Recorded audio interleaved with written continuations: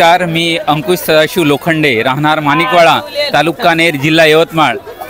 आज आपण आलेलो आहोत माणिकवाडा या नगरीमध्ये आणि या माणिकवाडा नगरीमध्ये तुम्हाला आज एक अभूतपूर्व एक सोहळा दिसत आहे आणि याचं सगळ्यात महत्त्वाचं कार्य असं आहे की जवळपास 400 वर्षापूर्वीचा इतिहास आपल्या समोर सादर होत आहे आणि 400 वर्षापूर्वी जे फकीरजी महाराज म्हणून जे होऊन गेले संत आहे त्यांची कामगिरी आपल्या समोर आज येत आहे। फकीरजी महाराज हे असे एक संत होऊन गेले की ज्यांनी हिंदू मुस्लिम यांचा ऐक्याची एक भूमिका आपल्या समोर सादर केली आणि आज ही अखंड परंपरा माणिकवाडा नगरीमध्ये आजही दिसत आहे। माणिकवाडा धनस हे जुडे गाव आहे आणि दोन्ही गावाच्या मधामधून एक नाला वाहतो आणि दोन्ही गाव जे आहे या दोन्ही गावामध्ये एक परंपरा वाहत चाललेली आहे आणि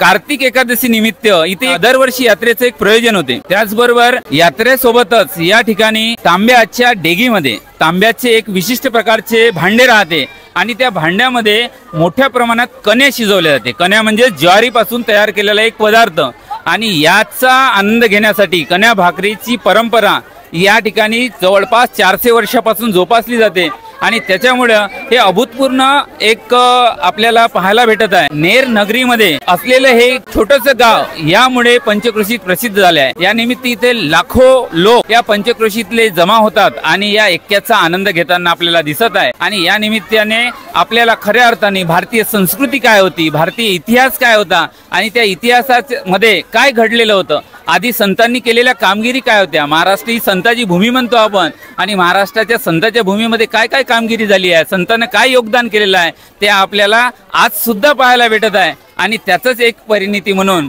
तुमच्या समोर ही माहितीपट सादर केली जात आहे।